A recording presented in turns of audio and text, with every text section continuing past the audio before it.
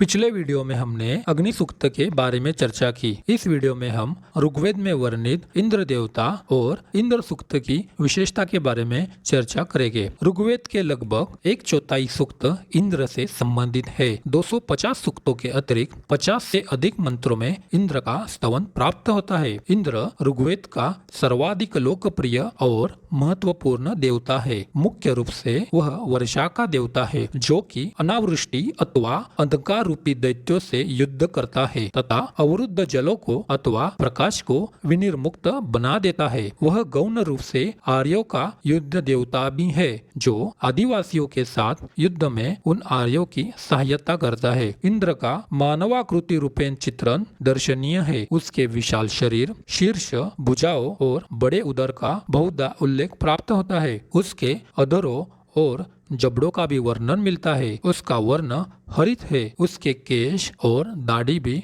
हरित वर्ण है। वह स्वेच्छा से विविध रूप धारण कर सकता है। सनातन धर्म की मान्यता के अनुसार इंद्र देवताओं के राजा है, इसलिए उन्हें देवेंद्र भी कहते हैं। वह स्वर्ग पर शासन करते हैं। वह वर्षा या बारिश और बादलों में पैदा होने वाले विद्युत के भी देवता है। इंद्र के कारण ही इंद्रधनुष्य, इंद्रजाल, इंद्रिया, इंदिरा जैसे शब्दों की उत्पत्ति हुई है। इंद्र को ज्येष्ठ नक्षत्र और पूर्व दिशा का स्वामी माना गया है। इंद्रियों की पुष्टि के लिए इंद्र की पूजा की जाती है। ऋग्वेद इंद्र के जन्म पर भी प्रकाश डालता है। अलग अलग मनवंतरों में इंद्र की उत्पत्ति अलग अलग तरीके से हुई है। एक स्थल पर निष्टिग्री अथवा शवसी नामक गाय को उसकी माँ बतलाया गया है। एक स्थल पर इंद्र को सोम से उत्पन्न कहा गया है। इंद्र के जन्म के समय द्यावा पृथ्वी कांप उठी थी। एक स्थल पर बताया गया है कि इंद्र के पिता का नाम महर्षि कश्यप और माता का नाम अदिति था। महर्षि कश्यप और अदिति के कुल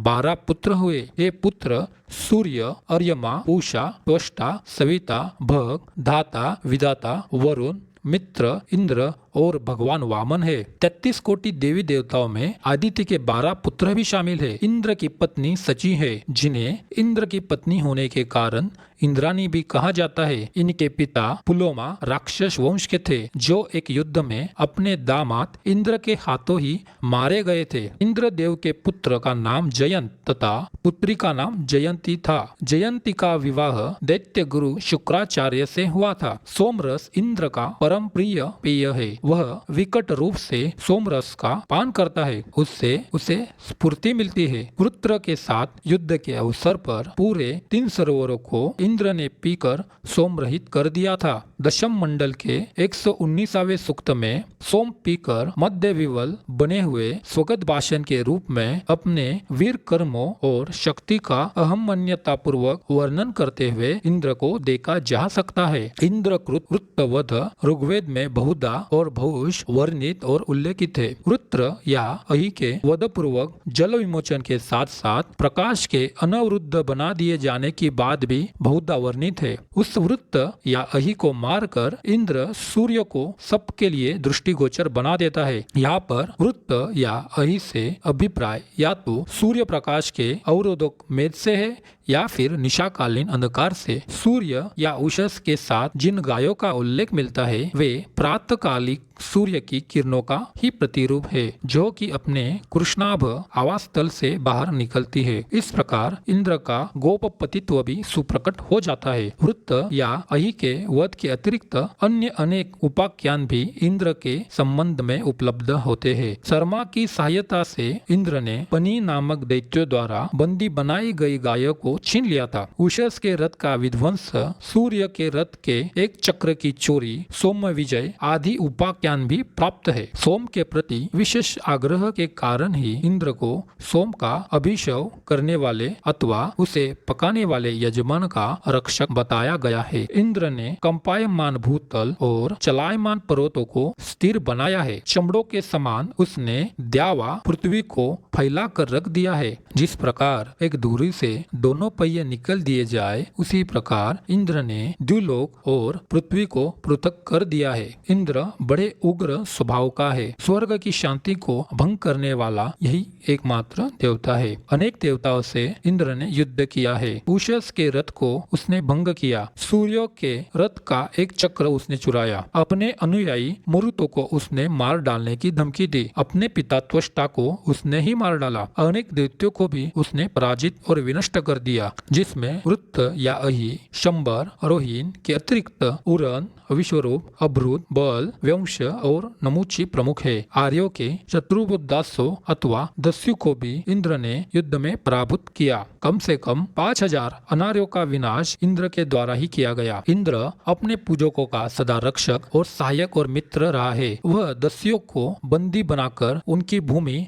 आदि अपने भक्तों में विभक्त कर देता है। आहुति प्रदाता को वह धन संपत्ति से मालामाल कर देता है। उसकी इस दानशीलता के कारण ही उसकी उपाधि मगवन यानी ऐश्वर्यवान की सार्थकता है। इंद्र का अनेक ऐतिहासिक पुरुषों से भी साहचर्य उल्लेखित है। इंद्र की ही सहायता से दिवोदास ने अपने दास शत्रु तथा कुलीचर के पुत्र शंबर को पराजित किया। तुर्वशु और यदु दोनों को नदियों के पार उस इंद्र ने ही पहुंचाया। 10 नृपतियों के विरुद्ध युद्ध में राजा सुदास की उसने सहायता की। ऋग्वेद के 10वें मंडल में 27वें सूक्त में इंद्र ने अपने बल तथा पराक्रम का स्वयं वर्णन किया है। उस सूक्त में इंद्र ने कहा है कि वह केवल यज्ञ कर्म शून्य व्यक्तियों का ही विनाश करता है। कोई भी यह नहीं कह सकता कि उन्होंने कभी किसी सात्विक पुरुष का वध किया है। स्वयं इंद्र ने ही अपने शब्दों में कहा है कि मेरी वीरता की सभी प्रशंसा करते हैं और ऋषि गणों तक ने मेरी स्तुति की है। युद्ध में कोई मुझे निरुद्ध नहीं कर सकता। पर्वतों में भी इतनी शक्ति नहीं है कि वह मेरा रास्ता अवरुद्ध करने में सफल हो सके। जब मैं शब्द करता हूँ तो बहरे लोग भी कांपना शुरू कर देते हैं। जो लोग मुझे नहीं मानते और मेरे लिए अर्पित सोमरस का पान करने की दुष्टता करते हैं, उनको अपने वज्र से मैं मृत्यु के घाट उतार देता हूँ। इंद्र का प्रसिद्ध आयुध वज्र है, जिसे कि विद्युत प्रहार से अभिन्न माना जा सकता है। इंद्र के वज्र का निर्माण त्वष्टा नामक देवता विशेष द्वारा किया गया था। इंद्र को कभी कभी धनुष बाण और अंकुश से युक्त भी बतलाया गया है। इंद्र का रथ स्वर्णाभ है। 2 हरित वर्ण अश्व द्वारा वाहित उस रथ का निर्माण देव शिल्पी रुबुओं द्वारा किया गया था। इंद्रदेव का वाहन ऐरावत हाथी है। अश्व उच्चश्रवा है। अस्त्र वज्र है और धनुष इंद्रधनुष है। त्रेता युग में इंद्र ने महर्षि दधिच की हड्डियों का वज्र बनाकर वृत्तासुर नामक दैत्य का वध किया था। इंद्र के घोड़े का नाम उच्चश्रवा और सारथी का नाम मातली है। इंद्र देवता का निवास स्वर्ग है और इंद्र देव की सभा सुधर्मा कहलाती है, जिसमें देवता गंधर्व तथा अप्सराएं रहते हैं। इनकी पुरी अमरावती है, जहाँ पर नंदन वन है, जिसमें पारिजात वृक्ष होते हैं। वेदों में वायु को इंद्र का मित्र कहा गया है और दोनों एक ही रथ पर चढ़कर चलते हैं। वर्षा काल में इनकी मित्रता का प्रत्यक्ष दर्शन होता है। वृत्त, त्वष्टा, नमुची, शंबर, बाण, बलि और विरोचन इंद्र के प्रमुख शत्रु रहे हैं। इंद्र नाम नहीं पदवी है। लोगों के मन में यह भ्रांति है कि इंद्र देवताओं का नाम है, जबकि ऐसा नहीं है। देवराज इंद्र एक पदवी है जिस पर सत्कर्म करने वाले संत पुरुष विराजित होते हैं। 100 अश्वमेध यज्ञ करने वाला चक्रवर्ती सम्राट किसी मनवंतर में इंद्र होता है। दरअसल देवताओं के राजा के पद को इंद्र कहते हैं। इस पद पर बैठने वाले व्यक्ति का नाम भी इंद्र हो जाता है। जैसे प्रधानमंत्री के पद में बैठने वाले व्यक्ति को लोग व्यवहार में प्रधानमंत्री कह देते हैं। हर मनवंतर में अलग इंद्र होते हैं। यज्ञ प्रथम मनु, जो मानव जाति के पूर्वज स्वयंभू मनु की पुत्री आकृति और प्रजापति रुचि के पुत्र है। स्वयंभू मनु के मनवंतर के काल में स्वर्ग के राजा और देवताओं के राजा के पद पर कोई योग्य इंद्र नहीं था। इसलिए भगवान विष्णु ने यज्ञ के रूप में अवतार लिया और इंद्र का पद संभाला। इंद्र क्रमश एक मनवंतर के राजा होते हैं। मनवंतर की कुल संख्या 14 बताई गई है। श्री विष्णु पुराण के तृतीय अंश के प्रथम एवं द्वितीय अध्याय में तथा भागवत पुराण के अष्टम स्कंद के प्रथम एवं त्रयोदश अध्याय में 14 मनवंतरों के अलग अलग इंद्रों के नाम दिए गए हैं। अभी हम मनवंतर, उस मनवंतर के मनु और उसमें रहने वाले इंद्र के नाम को देखेंगे। प्रथम मनवंतर जिसमें स्वयंभू मनु है और इंद्र यज्ञ है। द्वितीय मनवंतर जिसमें स्वारोचिष मनु है और विपच्चित इंद्र है। तृतीय मनवंतर जिसमें उत्तम मनु है और सुशांति इंद्र है। चतुर्थ मनवंतर जिसमें तामस मनु है और शिबी इंद्र है। पंचम मनवंतर जिसमें रैवत मनु है और विदु इंद्र है। षष्ठम मनवंतर जिसमें चाक्षुष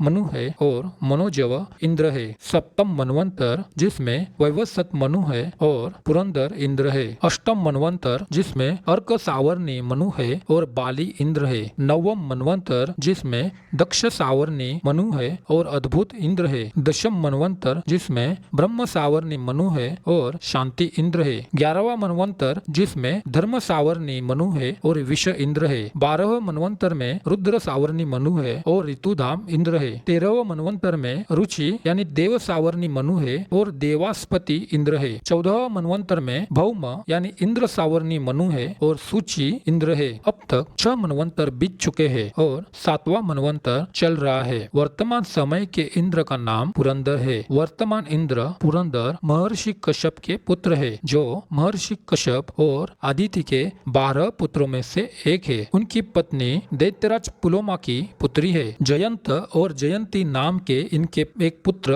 और एक कन्या है। इंद्र यह भगवान श्री कृष्ण का ही प्रातिनिधिक रूप है, जिसे इस जगत की व्यवस्था चलाने के लिए नियुक्त किया गया है। इसकी पुष्टि भगवान श्री कृष्ण ने गीता के 10वें अध्याय के 22वें श्लोक में की है। वे कहते हैं, वेदानाम साम वेदो अस्मि, देवानाम अस्मि वासव, इंद्रियानाम मनः च अस्मि, भूतानाम अस्मि चेतना। वे कहते हैं, मैं वेदों में साम वेद, देवताओं में स्वर्ग का राजा इंद्र हूँ, इंद्रियों के बीच में मन और जीवित प्राणियों के बीच चेतना हूँ। ऋग्वेद से उपनिषदों तक इंद्र का उल्लेख शत्रु संहारक रूप में किया गया है। वैदिक साहित्य में इंद्र की ख्याति युद्ध के देवता के रूप में है। ऋग्वेद में इंद्र को वृत्तासुर का विनाशक, शंबर नामक दैत्य के पूर्वों का नाश करने वाला, रतियों में सर्वश्रेष्ठ, दुष्टों का दमन करता, शत्रुओं को खदेड़ने वाला, महान बलवान, देवताओं में महान बलशाली और वीरों के साथ युद्ध में विजयी बतलाया गया है। इंद्र के प्रभाव को आकाश से भी अधिक श्रेष्ठ और उनकी महिमा को पृथ्वी से भी अधिक विस्तीर्ण बताया गया है। उपनिषदों में इंद्र को देवताओं से श्रेष्ठ कहा गया है। छांदोग्य उपनिषद के अनुसार इंद्र ने प्रजापति के पास 101 वर्ष तक ब्रह्मचर्य पूर्वक वास करते हुए ज्ञान प्राप्त किया था। सभी देवताओं में इंद्र ने ही ब्रह्म को